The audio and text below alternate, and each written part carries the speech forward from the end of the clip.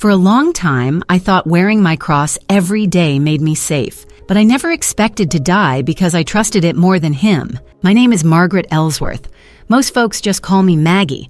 I'm 73 years old. On June 14th, I died at the corner of Bay Street and Turner Avenue on my way to the cemetery. It was a Thursday, hot and thick with that southern kind of heat. That morning, I'd gotten up early. I always do. Old habits from nursing die hard. Coffee at 6, toast by 6:30, Bible open on my lap by 7. Though lately I just let the pages fall open and stare more than I read.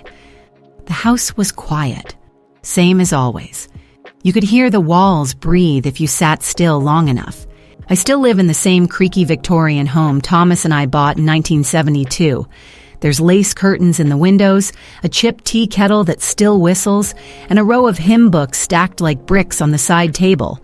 Family portraits hang in the hallway, a little crooked now. And over the fireplace, right where Thomas used to hang his Navy cap, is my baptism certificate. 1968, the year I said yes to Jesus. The year I believed my life had changed for good. I used to think that meant something. That if you showed up to church, wore your Sunday best, volunteered in the nursery, sent casseroles to the sick, and never said a curse word out loud, that it all added up to a kind of heavenly resume. Mine was long, respectable, clean. But something in me went quiet when Thomas died. It was cancer, quick and cruel. He'd only been walking with Jesus for about 5 years by then. I remember the way he used to close his eyes when the choir sang softly and tenderly, like he was listening to someone I couldn't hear. When he took his last breath in that hospice bed, I squeezed his hand and whispered, "You're going home." But afterward, I wasn't so sure. I stopped singing at church after that, sat in the same pew, 3rd row from the back, same cross brooch on my collar. Smiled at the pastor, nodded at the scripture, but inside, it felt like God had turned his face from me. Pastor John noticed. He's young. Too young, maybe. Talks like a friend instead of a preacher. He came by once with a pie and asked me straight out, "How's your heart, Miss Maggie?" I told him it was just fine. I lied. The truth was my heart felt like an attic, stuffed with things I didn't want to look at. One of those things was Rachel. Rachel's my only daughter. We were close once. She had his eyes and my fire. But she started drifting during her college years, stopped going to church, met a boy, moved in with him without getting married. I told her she was living in sin. I didn't mean it to sound so cold, but I was scared that she'd fall away forever. Scared of what the ladies at church would think. Scared that maybe, deep down, I had failed her. We argued. Harsh words. Tears. Silence. Then one day she left. Moved to Chicago. I haven't seen her in 7 years. I write letters sometimes. Long ones. I tell her about the weather, the garden, the way I still make her favorite peach cobbler in July. I don't mail them. I fold them and tuck them in a box under my bed. I don't even know if she'd read them. Maybe you know what it's like to love someone and not know how to reach them anymore. Maybe you've sat at your kitchen table, holding a photo, wondering what you could have said differently. I think everyone has a room in their heart where they keep old regrets locked away. June 14th was the anniversary of Thomas's death. Every year I go to the cemetery and bring fresh flowers, white lilies. He loved those, said they reminded him of heaven. That morning, I ironed my dress, the same navy blue one I wore to his funeral. I clipped on my cross brooch, the same one I wore every Sunday since 1980. I looked in the mirror and tried to smile, but it didn't quite reach my eyes. I got in my car and pulled onto Bay Street. The roads were quiet. Spanish moss hung low from the trees like gentle hands trying to comfort the world. I drove slowly, humming "It Is Well With My Soul," though it hadn't been well with mine in a long, long time. As I neared the corner of Turner Avenue, something caught in my chest. A pressure. Not pain exactly, more like a weight. Memories came rushing in like a tide I couldn't hold back. Thomas in his hospital bed, Rachel walking out the front door with her suitcase, me sitting alone on the porch, pretending everything was fine. I didn't see the stop sign. I didn't see the truck.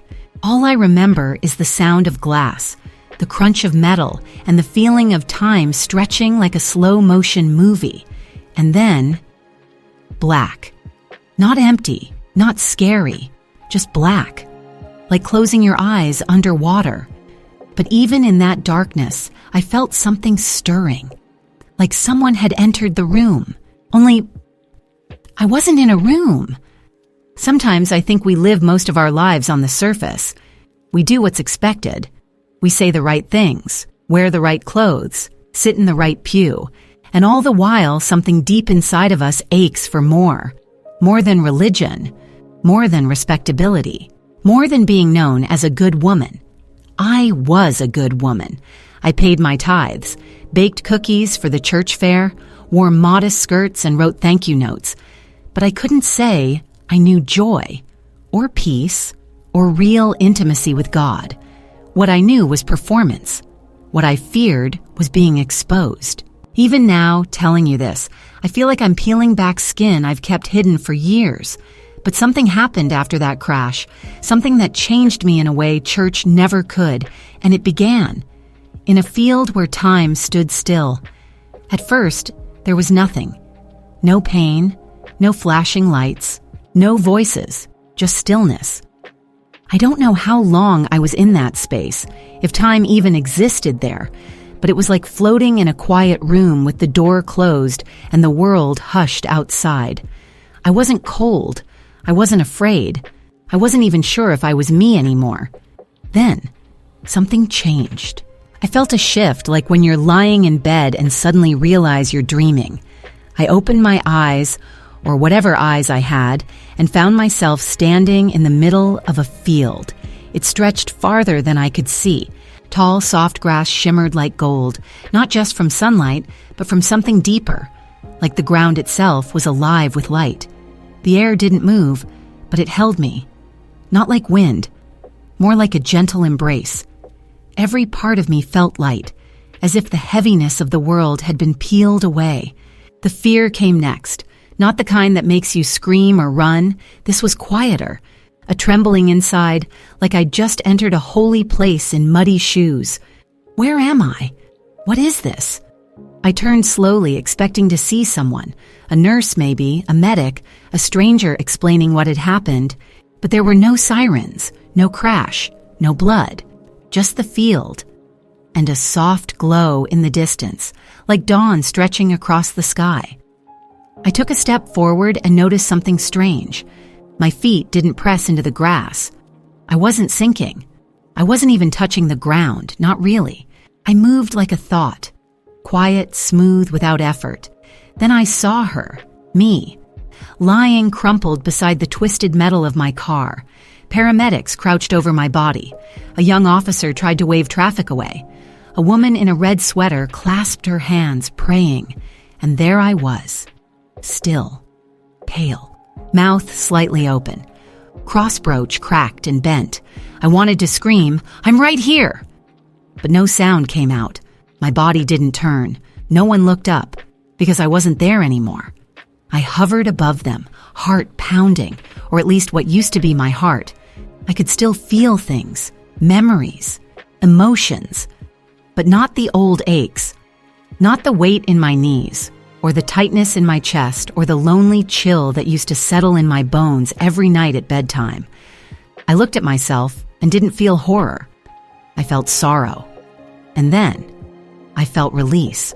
There was a tug, gentle, like a hand on my shoulder, and I turned away from the scene. That same light in the distance was growing brighter. It didn't hurt my eyes. It pulled at something deep in me, like music I'd heard long ago but forgotten how to sing.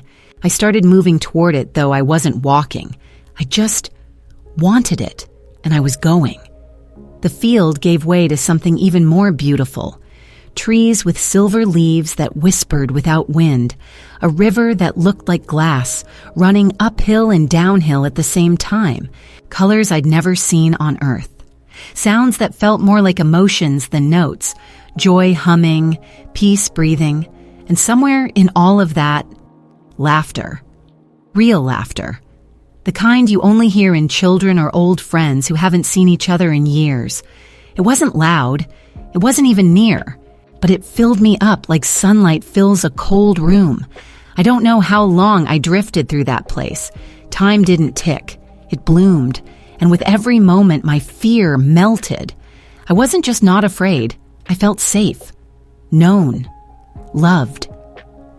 Then I saw him. He stood at the edge of the light. Not glowing in the way I expected, but real, solid, like the most human and most holy person I'd ever seen all at once. He didn't need to speak. His presence said everything. Jesus, I knew. Before he said my name, before he moved toward me, I knew it was him. Not because of how he looked, though he was radiant in a quiet, steady way, but because of how he made me feel, seen. Not the way a neighbor sees you at the store, not the way a pastor nods at your Sunday dress.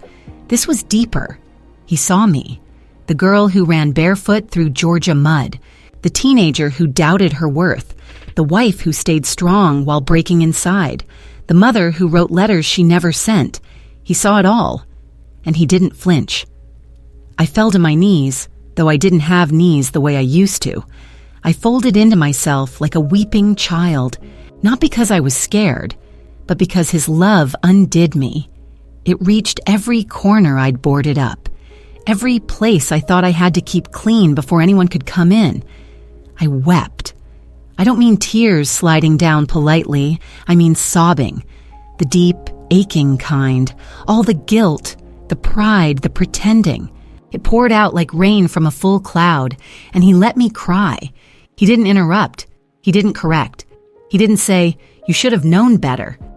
He just knelt beside me, hand on my back, presence steady as sunrise.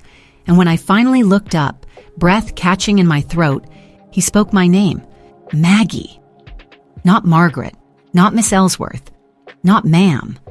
Maggie, like someone who had always known me, like someone who loved me long before I ever put on a crosspin or memorized a verse.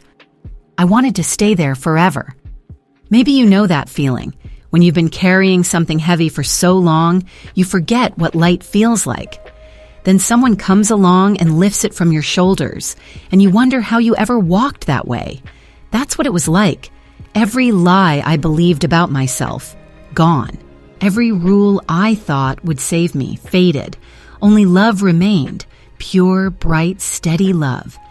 And then I felt something new. Not fear, not sorrow, but the beginning of something deeper. Like he was about to show me not just who he was, but who I really was all along. Jesus never rushed me. He didn't wave his hand or speak in thunder.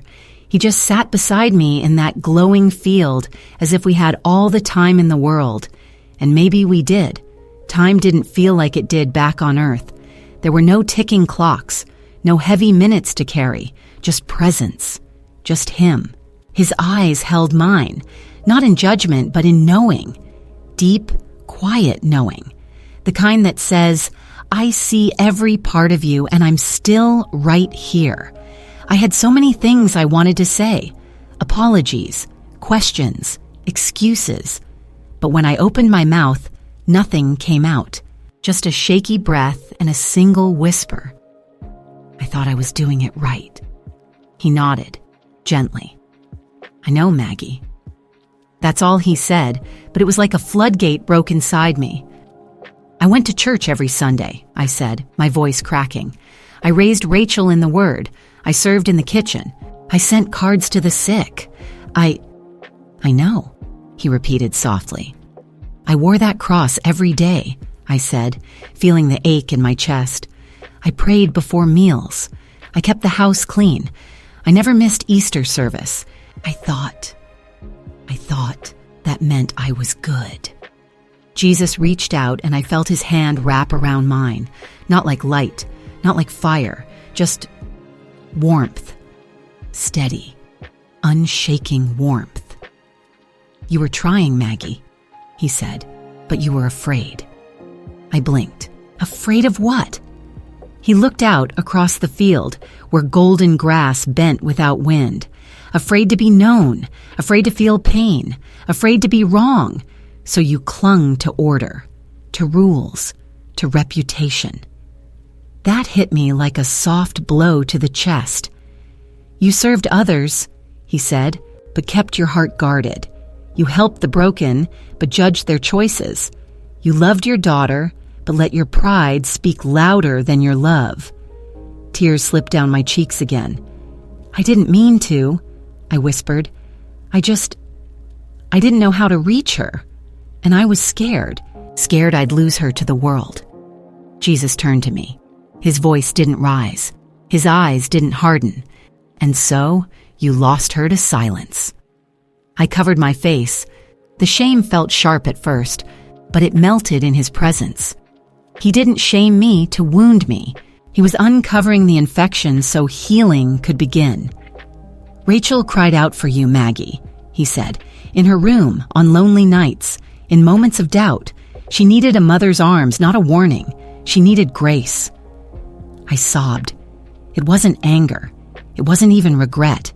It was grief. Grief for all the missed moments, all the times I had chosen being right over being present, all the hugs I didn't give, the letters I never mailed. I didn't know, I choked. She didn't either, he said. That's why she prayed. For years, even when she wasn't sure I was listening. That stopped me. Rachel prayed? I asked, stunned. She prayed for understanding, for peace, for a reason to believe in love again, he said. Even while walking away from church, she still hoped for me. She just didn't know how to find me through the wall you had built. I couldn't speak. I felt like a child again, not scolded, invited to lay down my defenses and let love in. Jesus stood slowly. There are many like her, Maggie. He gestured, and suddenly the field rippled like water. I saw flashes, glimpses of faces, children in foster care, teenagers sleeping in cars, young adults battling shame after being cast out by churches that saw sin, not suffering.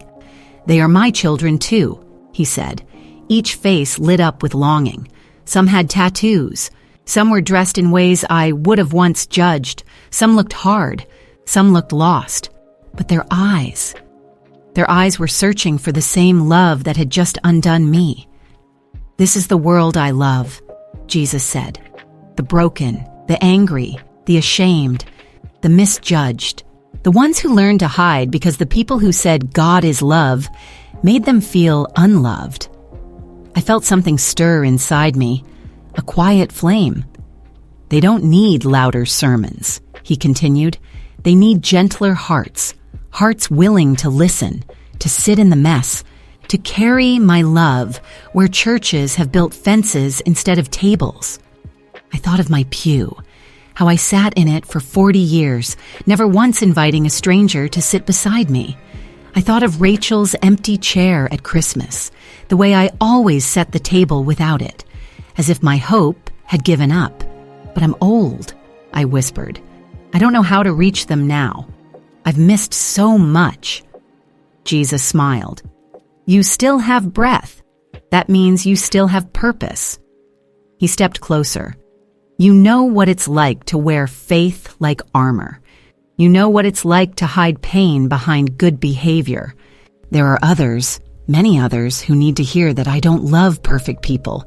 I love real people, broken people, people like you. I looked at him, heart wide open. I didn't want to leave this place.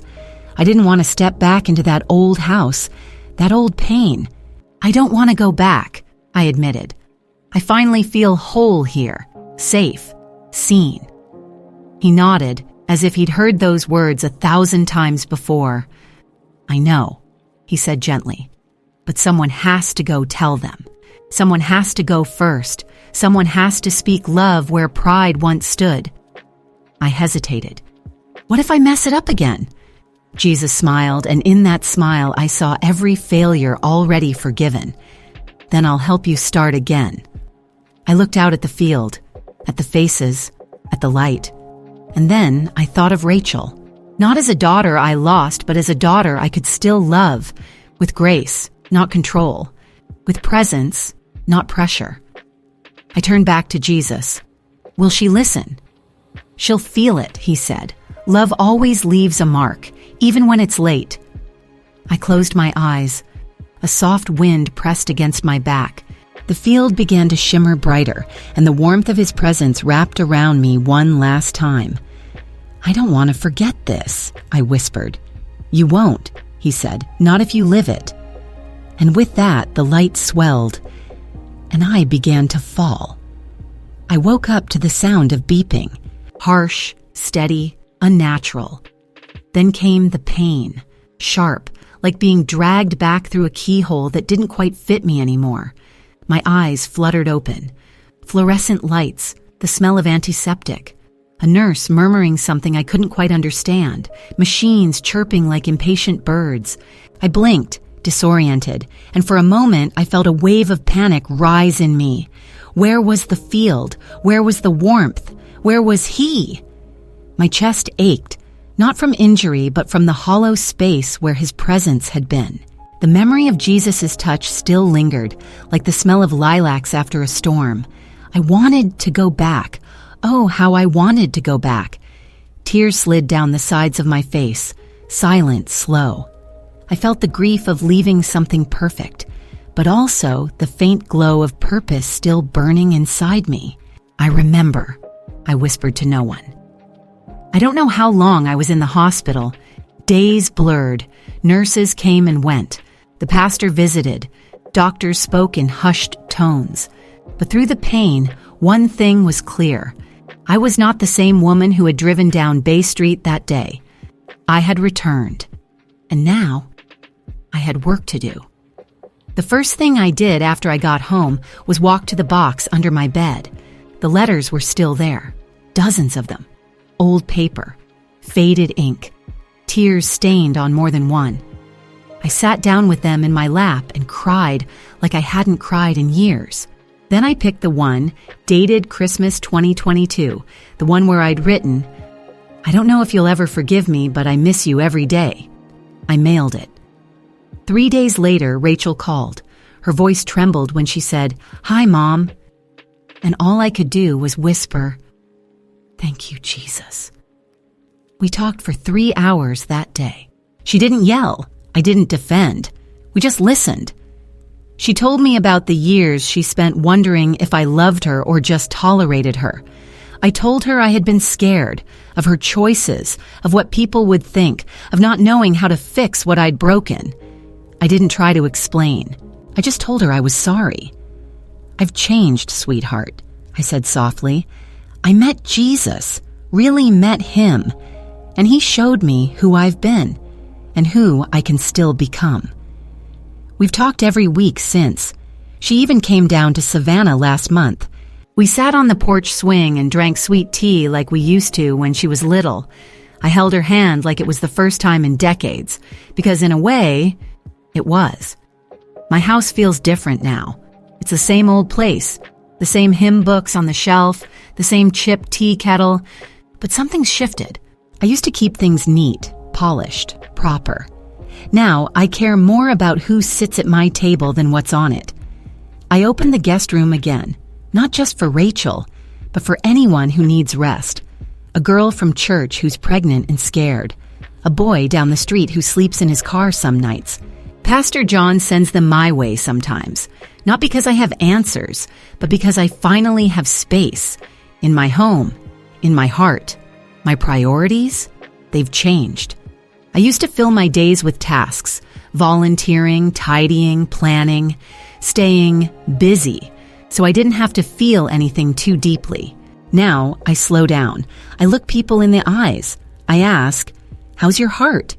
Just like Pastor John once asked me. I call my sister every Sunday. I take walks just to thank God for breath. I bake with my neighbor's daughter who never knew her grandma. And the church pew? I still sit in it. But now, sometimes I move to the front so the lonely folks in the back can see someone smiling at them. I don't wear the cross brooch anymore. Not because I'm ashamed of it, but because now I'd rather carry the cross in me, not just on me. I've stopped worrying so much about the world's approval. I used to think faith was about looking holy, saying the right things, avoiding sin like it was a checklist. Now I know it's about love. Love that listens, love that gets uncomfortable, love that sits with the hurting, even when it's messy, especially when it's messy. Maybe you know what it's like to try so hard to be good that you forget to be kind. Maybe you've stayed silent when someone needed grace because you didn't know if it was your place. Can I tell you something? It is your place. If you carry Jesus in you, then you are his hands, his voice, his presence in someone's storm. I think about that field sometimes, the peace, the beauty, the way Jesus looked at me like I had never once failed him. That's the look I try to give others now. I don't always get it right. Old habits die slow. But every morning I wake up, I ask him, Lord, let me love someone today like you loved me. People ask me sometimes why I smile so much these days, why I'm not bitter after all I've been through. And I tell them the truth, because I died once, and Jesus sent me back to live. Not just to breathe, not just to go through the motions, but to live, to love my daughter, to open my door, to forgive, to say, I see you, you matter, you're not too far gone. If you're reading this, if your heart's tired or your past feels too heavy or your faith's grown cold, I want you to know it's not too late. Jesus is still calling, not to shame you, not to scold you, but to meet you right where you are, just like he met me. I used to think I knew him. Now I walk with him, and I'll spend the rest of my days doing what he asked of me in that field of light, loving the ones who feel unloved, bringing grace to places that forgot what it sounds like, and reminding every child, young or old, that heaven isn't just for the perfect, it's for the willing. I was given another chance, so here I am, living like someone who knows that Jesus really does love his children, all of them, even the ones with cracked voices and worn-out hearts, especially them.